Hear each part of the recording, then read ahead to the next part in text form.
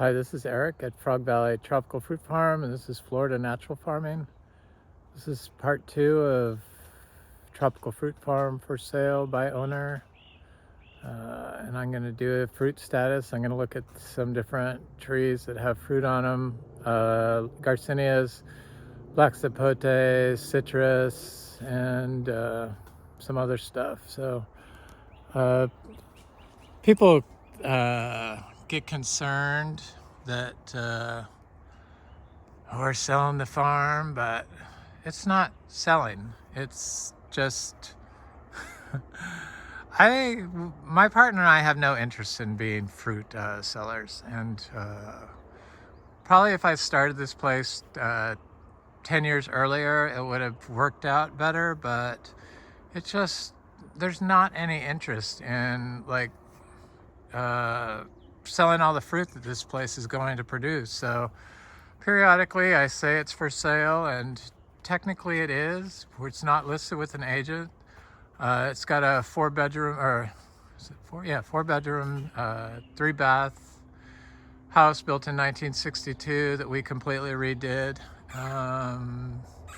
It's very nice. You can go on Zillow and look at the finishes. If you click on the photos, other photos will pop up. 6380 12th Street. It's got a pool, it's got barns, and it's got 10 acres, which you could build 2 main houses and 2 guest houses. So you could subdivide it. But it's a tropical fruit farm where I've spent more than $800,000 on plants and seeds over the last 8 years, and planted them and have them growing in a natural farm system. So it's really zero maintenance and no knowledge required, really. I think all my videos have shown pretty much how I do things here. The miniature Zebus are not included, and I could probably set you up with some miniature Zebus of your own, but ours are our family, and we plan on taking them with us when we ever sell this property. But they're really, because of the price, Vero Beach is very expensive. It wasn't always that way, but for 10 acres, it starts at about 1.5 million. And that's properties that are in less desirable spots. I searched for 4 years to find the right place, and I found it, and it spent a year whining to get this property. It was on the market that long in 2015. So finally my whining paid off. We got it, and the rest is history, and it got very expensive. This street in particular, I feel, is the best mainland Vero Beach farm property street there is. And this particular property has old growth trees on it, which none of the other properties I've ever looked at have ever had. So we have old growth oak trees and different trees here. Not a lot, but there's enough, more than anybody else. And it's on the most desirable spot of inland Vero Beach that you can get, or mainland Vero Beach, for parcels of agricultural land, and it's zoned agricultural. So this is where the last video ended, and I'm going to continue showing my fruit trees here. So we'd be willing to sell it for 2.5 million. That's a non-negotiable price, and we both decided that would be our price to let this place go to the right party. But all you people that get all freaked out, please don't worry. The people that are interested in regenerative forms of farming are generally younger people, and they don't have the type of money needed to buy a farm like this at this price. So I really doubt that a baby boomer, my generation, is going to want something like this, because they don't identify this as a form of farming, and are repulsed by all the weeds and the fruit and whatever. So rats and life in general. So they'd rather just have a mowed lawn and a pond and a palm tree and a hedge hibiscus hedge, and that's would be success to most people that could afford this. But that's not what we're about, and this is how it looks, and I've explained thoroughly why we do it this way. But I was looking at my rare aroids. I'm obsessed with these rare aroids, and this Philodendron melanochrysum is finally getting leaves that are getting kind of big on it. They should get like 3 feet and quite long. That's Philodendron Chironae mosquero. It's a very nice plant. Also, the leaves get long on this. This is a super rare aroid, Philodendron patriciae. And they're all growing naturally, just much like our fruit trees.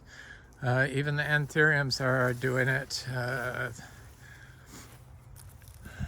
I think this is a hybrid of Anthurium waterberryanum and warocquianum, but I'm not positive. It's one of those. So I'm looking at my little meringue tree in here, the seed-grown tree that I put this barricade around to keep the creatures from killing it, and it's looking quite nice. It doesn't seem affected by the drought. We did get a little rain the other day, so it's okay. I mean, you look at this and you think, drought? What drought? You really don't know what a drought is. It's true. Florida is in a unique spot of horticulture perfection on calcareous rock, and basically unlimited water, fresh water, and a perfect temperature, though it is quite cold this morning, 50 degrees, which is unseasonably cold for this time of year. But it doesn't seem to affect anything. The little durians are looking great. I'm not positive we can grow durian here, but I'm pretty sure it's possible. So it survived the winter. This is our cacao. So I've mentioned before that during drought, these cacaos during the winter drought will drop their leaves, which is what's going on right now. This is from drought, and it doesn't kill the tree, but it will drop almost all its leaves. Some species of plant do this. I do watch a lot of videos of Cerrado region of Brazil, and a lot of the trees in the drought time just have a couple leaves on their tips covered in fruit. And this little cacao produces fruit, and it's been through this drought before. I've been dry farming cacao here for 13 years in Florida, and so I know kind of what I'm doing as far as what to expect. So that's nothing to worry about. We have over 100 cacao trees, and these are my little seeds that I planted. They're a little slow because it's been so cold, but I do see them popping up right here, right there, cacao seeds. And I did more, and these are my Theobroma bicolor, the Petoxty, jaguar cacao. It's one used for food. This is I don't know, they call it running collards here in Florida, but I call it tree collards. Whatever, multiple names. I've been collecting Poieterias, so I'm waiting for my Poieteria macrocarpa seeds and my Poieteria macrophylla gigantea plant I got from Bellamy. So I wanted to get another little Poieteria. You know, they're in the egg fruit family. Here's achachuro. That's why we started this farm. We have over 500 achachuro. I plan on planting a lot more seeds of that from our fruit tree this year because it has a lot of fruit on it. This is a Garcinia intermedia, a lemon drop mangosteen that it's just now starting to bloom, which is a little odd. It has more bloom on the other side. So this little cacao is one that's a little younger. Most of our cacao are just under 2 years of age. So they're different sizes. That one's a little bit bigger than, there's one in here, right here, right there.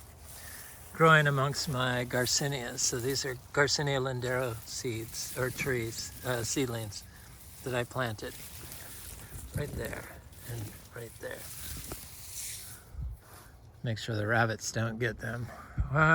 We have 19 different types of garcinias, and we fruit 8 of them, though the Garcinias lux, which we have about 100 trees of, seed grown, are ones starting to bloom. So hopefully next year we'll start getting some lux, but I don't expect any fruit the first time that tree flowers.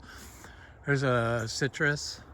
This little citrus, all our citrus is seed grown. Somebody asked about the citrus, how to deal with leaf miner. Leaf miner issues I found to be a stress plant. So if they're in full sun, they tend to get leaf miner more. But I also found that I'll show the trees that had leaf miner really bad and had chlorotic leaves and just looked kind of scary. But this one's in a little bit more sun and it has leaf miner, a little bit of leaf miner. It's not full sun, but it's a little bit of leaf miner. But what I need to do is put a pile of my daily manure here. So we use the Zebu as our fertility. It's a daily compost, I call it, because I do it every day, and I clean out the barn. It's a probiotic and a prebiotic, so it's hay, coastal Bermuda hay that was approved for organic certification. We are not certified organic any longer, nor are we biodynamic certified any longer. I do my videos and I say what we do. We're pretty much a closed loop system. So this is a seedling. Pretty sure it's a kumquat, but it could be something else, but it looks like it's going to be a kumquat. It's long, elongated, small fruit. This is the first year this flowered and it actually held fruit. So I'm very excited about that. This little tree that it actually hung on to some of the fruit. It was covered in bloom. There's still quite a bit of little fruit on here. So it looks like some are gonna make it. I can't wait to taste it. I love citrus. I just was shocked that we couldn't grow citrus here in Florida for so long because nobody seemed to know how to do it. Well, thankfully I figured out how to do it here, and it's all being dry farmed, being grown naturally. So very little inputs. I wasn't giving any of my citrus any daily compost just because I felt like they didn't need it. But I discovered that if you give them the daily compost, that the greening, or not the greening, the leaf miner goes away. We don't have greening on our fruit trees, our citrus trees here. Here's this little tree, has fruit on it also. I'm not sure. This one might be a kumquat also, but it looks like there's just 1 or 2 fruit, but it looks like it's trying to flower still, so who knows. This is a wampy tree that obviously is under drought stress, but it's nothing to worry about. That's what happens to trees under drought stress. Their leaves get a little shriveled up. They will lose their older leaves sometimes, but most trees, like all the Garcinias, don't seem to be affected by cold whatsoever. This is the Ackee tree. We grow about 200 plus species of fruit trees and lots of rare ones, like 4 different types of Talicia trees. We have the colac, the Talicia florescii, the Talicia oliviformis, Melicoccus oliviformis. We have the Talicia, the Pitomba one, Esculenta, and 1 other variety, all seed grown, and like I said, over 500 achachiro trees and various sizes. And then we have other stuff like the African bean, African locust bean, and guanabana, which is right there, seed grown guanabana. But everything's doing very good. There's a Polyuteria torta subspecies glabra there, the fuzzy abiu that I know is there. Here's another achachiro tree. We just have a lot of stuff, but a lot of garcinias, a lot of fruiting garcinias. So this is a hybrid garcinia. The seeds sell a lot for a lot of money for these Garcinias. This is a hybrid. I believe it's Braziliensis crossed with Gardneriana. It's you can eat the skin and all on this one. It's fairly good. It only fruits once a year, which is kind of odd for a lemon drop mangosteen. But it's definitely not Gardneriana or Braziliensis. It's something different, and so I figured it had to be a hybrid of some sort between the two. So it's a completely different species, but it seems like there's a lot of fruit on this little tree. I wish it produced more than one crop a year, but it's still flowering and has a lot of fruit, so it's a good fruit. I've been planting them all over the place. We have a wild bee's nest.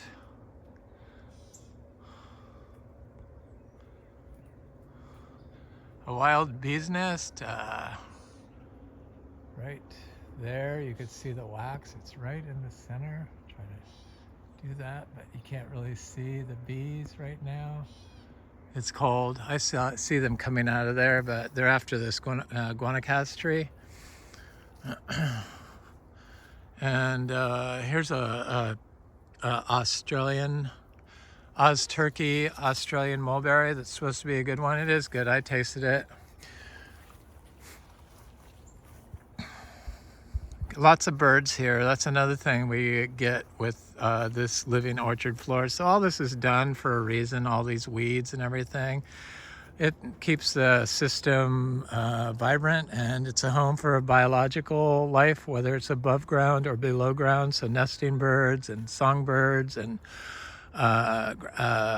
bugs, and below ground it's the home for the biological, the microbiology that is self-supporting for these trees that encourage fungi and bacteria and other ground living organisms that are plant beneficial. And somebody asked, because I said one of the main reasons I don't water is due to pollution. I don't know if our water is polluted.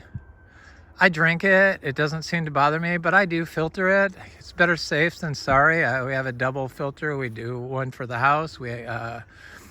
I then take it and put it in a big membrane filter that has a carbon filter and a reverse osmosis system on it. But I drink the water, and the cows drink the water, and they seem fine. But we have a deep well also. I just safe than sorry. But somebody out of Japan said, "Aren't you worried? Is the rainwater just as polluted?" I would have to say in Florida, the groundwater would have to be more polluted than the rainwater. And you really can't get away from rainwater. What are you going to do? You have to rely on the rainwater. But in Florida, we supposedly have the most polluted lakes in North America, or in the United States. And if the lakes are polluted, the groundwater has to be polluted. And it's polluted with chemicals, forever chemicals, pesticides, herbicides, fungicides. I think one study I read had 19 different herbicides in the water in high quantities. So this is the world's best mulberry. They're pretty good. They're not nearly as good as Frank's mother's mulberry, but they're pretty good. So we have quite a few black sapote trees, and this is one of them here. There's a row of them here. There's a big seashore mangosteen, the Garcinia syllabica. I saw where Bellamy is selling those seeds for $10 each. Who'd have thought? We have a lot of fruit on the trail. I'll show that in a second, but I'm just gonna go show you these trees over here. So these black sapote are quite good, and we still have black sapote fruit, and those are flowers that are just getting ready to open up. There's longans. We have a little everything. We do have 270 grafted mango trees.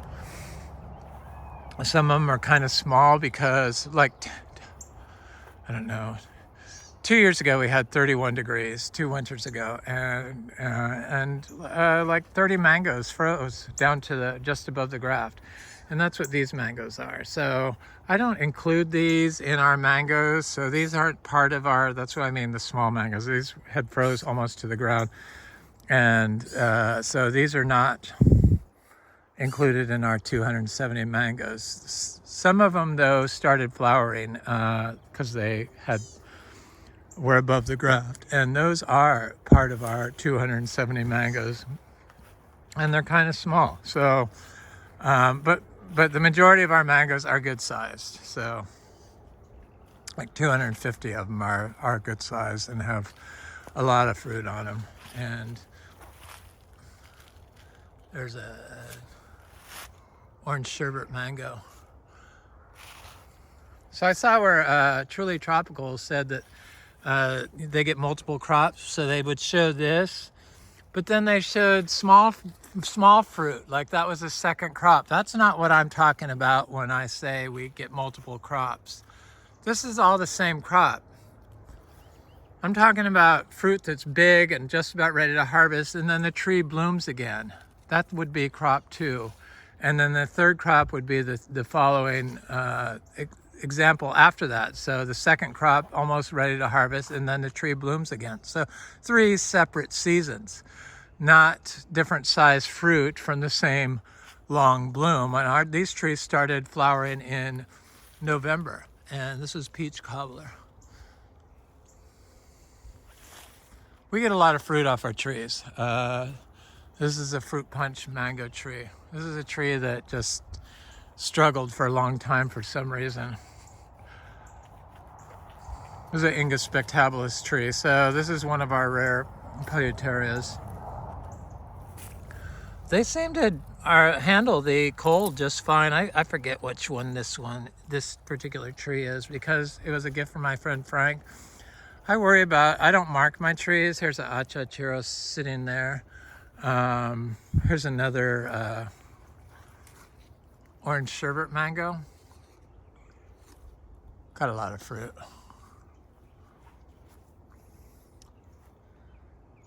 So I mean, some of them have big fruit on there and then a little tiny fruit. So that's not 2 crops. Definitely not 2 crops, in my opinion. So we also grow cashew. So this is going to be a major cashew farm. So we have about 200 cashew seedlings. There's one right there that within the next 5 years are going to be producing a lot of fruit. This is an all summer mango.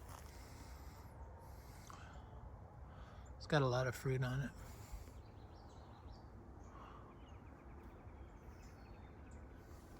It's okay mango. So here's our Miko lemons. So they look really good, and they always struggled with leaf miner, and I decided for the first time to give them a nice pile of, so there's a perfect example, sorry, of a large fruit and then little tiny fruits. That's not 2 crops.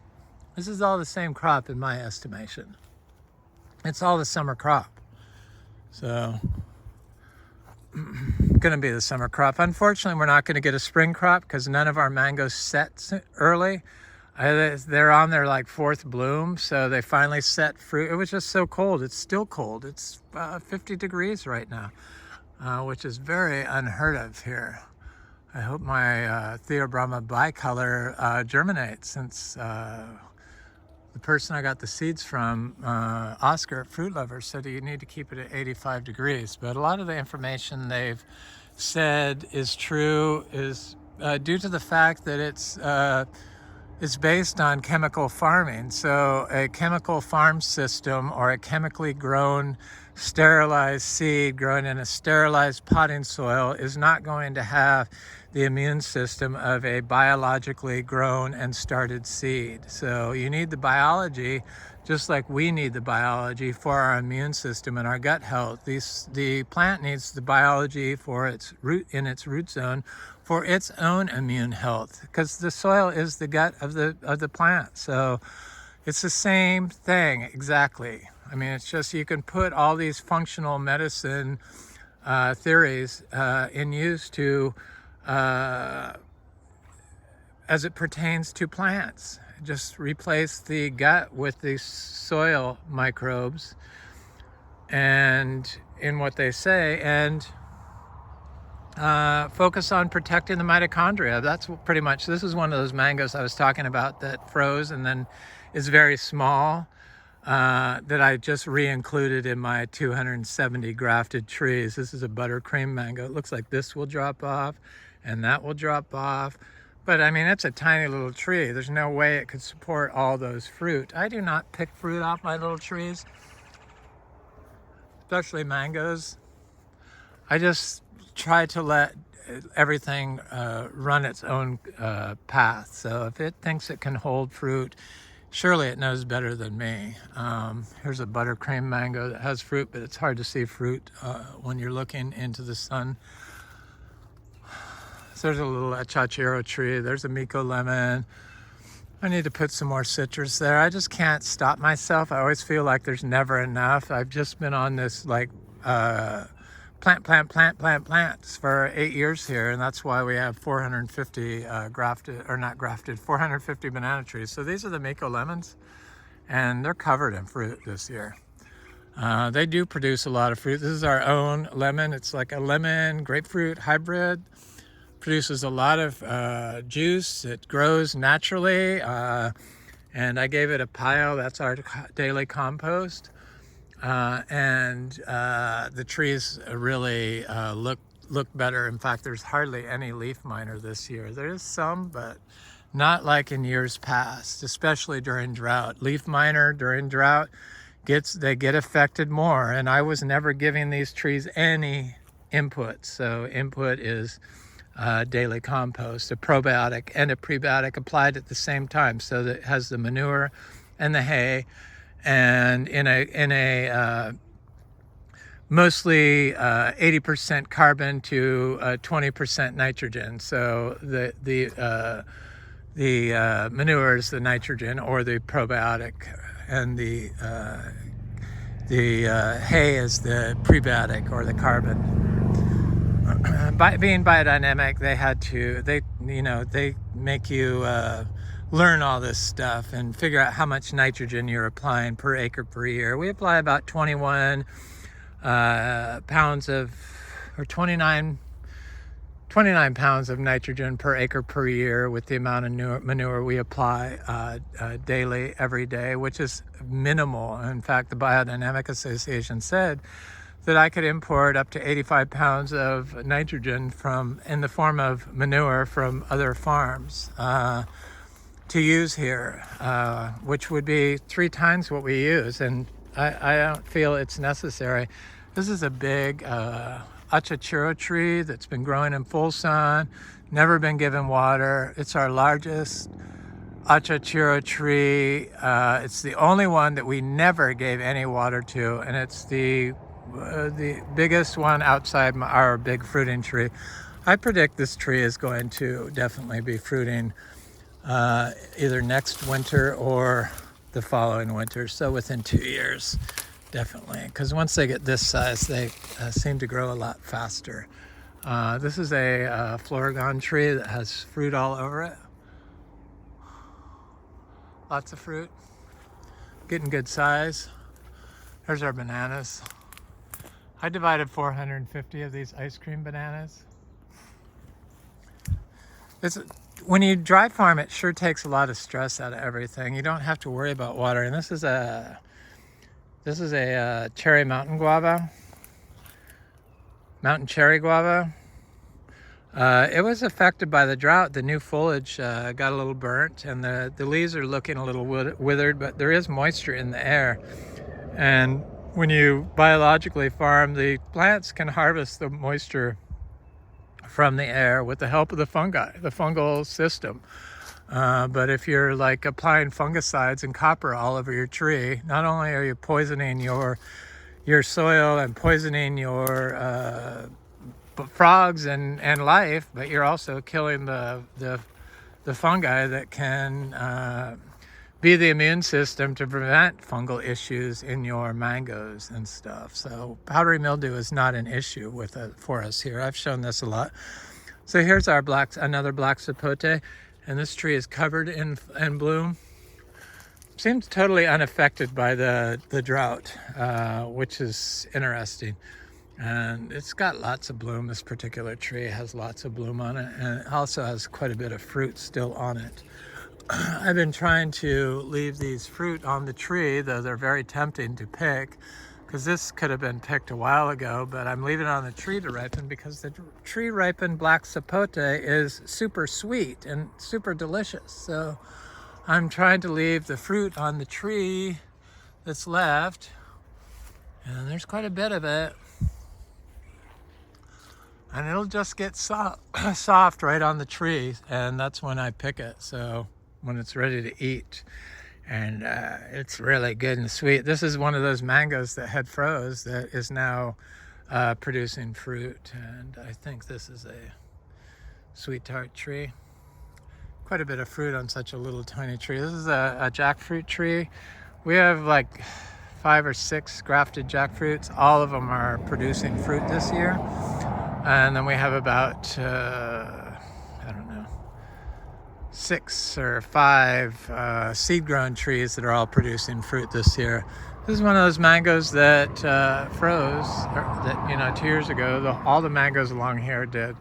That's why I put all these bananas in here, and I've been putting cashews, and there's lots of sugar apples. I recently did there's a whole row of sugar apples and aroids and ilamas all down there. Red aroid, Gefner aroid, Lisa aroid, and Priestley aroid, and then Nadai green sugar apples and the chewy green sugar apples. There's a couple of Thai lizards in there, which aren't my favorite, but people seem to not mind those.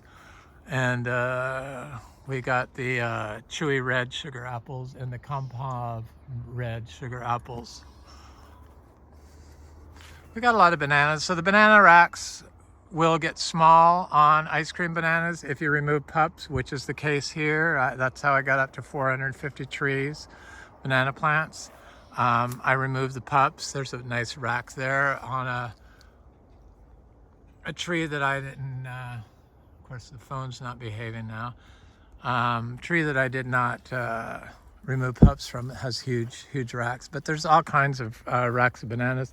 Here's a big giant guava called Ruby Supreme. Here's a big achachuro. There's another of those mangoes that froze. And then there's like all kinds of seedling guavas in here, 10 different types of guavas, seedlings growing along here. There's a black sapote, there's a longan, there's a super Julie tree, here's a orange sherbet tree that has a lot of fruit on it. Look at all those fruit on here. Do you think we really don't get very much fruit here? It's not water that is, mangoes in here don't need to be watered. I don't think anything needs to be watered here. So this is another example of the different size in the fruit from the same crop, little tiny and big. That's one crop. I don't consider that 2 crops.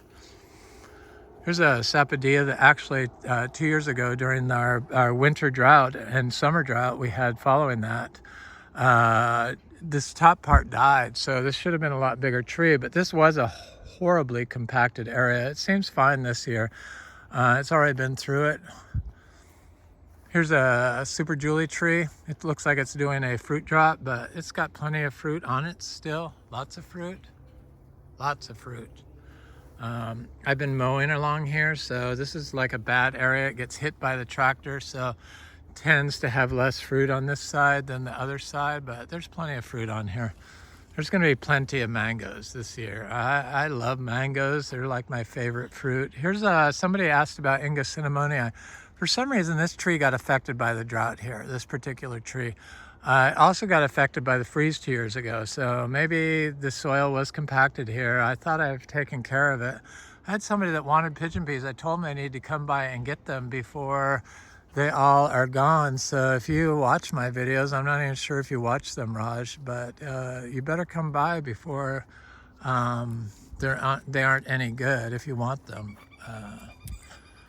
But if you want to come by here, I am so busy in the evenings that it's just next to impossible. So if you want to come by here, the best time to come by here is early in the morning.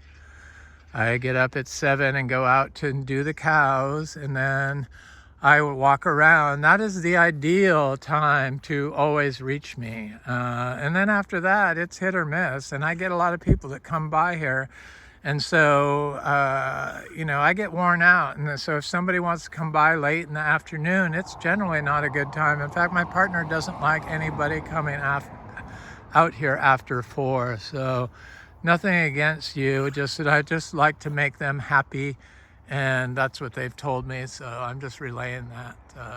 We get a lot of people that want to come out, and sometimes I'm too exhausted. And then they want to come out at 5 o'clock or 6 o'clock. And it's like, dude, I've already walked around this place 20 times today. It's like 6 o'clock at night. I have to, I'm kind of glad that my partner says, no.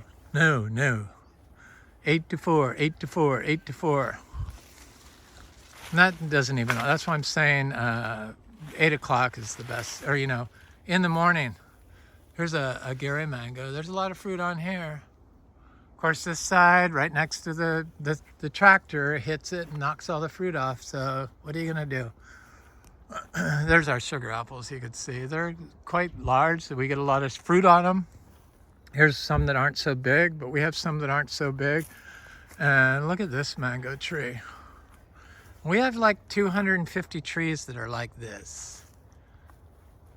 So, anybody thinks we don't get fruit, you're sorely mistaken. I thought it could have been a semi-bad year, but it ain't gonna be a bad year. We've never had a bad year on mangoes, even from day one. The first year we got lots of fruit. We just have so many trees. This is Kezar mango. It's been my favorite fruit. Mango fruit last year. Excellent mango.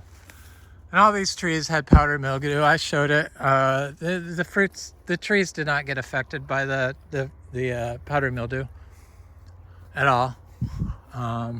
Obviously. That's why I show this stuff, because it goes against what everyone says. But if you're destroying your plant's ability to trigger an immune response by applying copper and sulfur, by killing all the fungi, then chances of a fungal issue wiping out all your fruit are pretty high, unless you continue to give your tree antibiotics. But we make fruit leaf tea from all these rare tropical fruit trees. I try to do 40 different leaves a day. Please do not follow my advice. Consult your physician, which, I don't know what, I could guess what they're going to say. Somebody said what they'd say. You could guess. Oh, you need a pill for that. But anyway, so don't take this as gospel, but I do it. And look at all the flowers on these sugar apples. We're going to have lots of sugar apples again. I'm going to try and do there. These little tiny flowers, they will not set fruit, but these bigger flowers will. So, doesn't seem, sugar apples and nonas don't seem affected by drought. I don't let the drought scare me. It used to, and it used to scare my partner, but we've been through it so many times that I know it's a non-issue. Even this ginger, which has never been watered ever. And I planted everything here, so I know that it can grow and not die from drought. Here's a longan. We got some longans. I got lots of seedling longans. When I first planted this, longans weren't that expensive. They're like $2 a pound. Now I think they're more than $10 a pound. So I have planted a lot of seeds, and I've thrown seeds around, so I see them coming up. Here's another mango covered in fruit. Covered. So this is how our mangoes do it, and I'm so glad they do. No fungal issues going on after a while. We have about 5 mango trees of the grafted ones that just did not bloom yet. 5 or 6. This is one of them, a namdakmai tree. We have namdakmai fruit on 2 of our trees, but they flowered late. I'm pretty sure this tree is still going to bloom. It just hasn't done it yet. Cold isn't a trigger here for our mangoes. That's how we're able to get 3 distinct crops out of season. So yes, it can be a trigger, but it's not the only trigger. Drought's a trigger too. This is a custard apple that, you know, I talked about trees that lose their leaves during drought. This one hung on to its leaves. It is late or early spring, so generally this time of year it would drop most of its leaves. So it's a drought response. This is a big Inga cinnamonii tree that's much happier, and I thought maybe, well, somebody wanted me to do an update on the Inga cinnamonii, and I thought I saw flowers on it, but I don't think it is. But maybe I'm wrong, but I'm looking into the sun. Looks like maybe there's some flowers up on that branch there, but it's hard to see when you're looking into the sun. There's a lot of different stuff in here. So I almost trip over myself. There's a Miko lemon and bananas and heliconia, and even the heliconia has never been watered, which supposedly you cannot do. So all this information they tell you that you can't do, just when you're growing biologically, just isn't true. The whole rule book changes.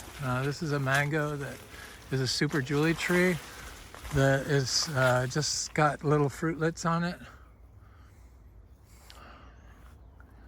Okay, here's a jackfruit. It's got some fruit on it. This is a jackfruit seedling that has some fruit on it. That was an orange crushed jackfruit. Here's a black sapote. Got flowers. I'm gonna look at this orange crushed jackfruit. I haven't tried this fruit on this, but we have jackfruit that I'm getting ready to pick. That's ripe right now. Or, it could be ripe if I picked it, but I'm trying to let it tree ripen. And this is an orange crushed jackfruit that has fruit all over it. I tied my little bowl Romy up to this tree. It smells good, so I know it's blooming. Yeah, it is right there. It has tons and tons of flowers and fruit and more fruit and more fruit and more fruit. And so I tied my little Zebu bowl up to it, and it started blooming. It's been blooming and fruiting, trying to set fruit. It finally set fruit, and it's still blooming, and the drought didn't seem to affect it. So I've got my little bowl tied up to an Inga spectabilis tree. This is a jackfruit seedling that has little fruits on it. That yellowing is the leaves, the lower leaves, the older leaves dropping off because of the drought. That's what all that is. But it's nothing to worry about. Jackfruit is well known to be severe drought tolerant. So this is a male Garcinia hombromiana tree, and it's flowering again. Just started. They're not opened up yet. It seems like all Garcinias, including Mangostana, are drought tolerant. This is my little bull, Romy. Oh, he's got his leg caught. Hold on, Romy, I'll get you. No, little guy. I'll get you. Hold on. Oh, did you eat my jackfruit tree? Great. Yes, you did. Hold on. Sorry, bear with me.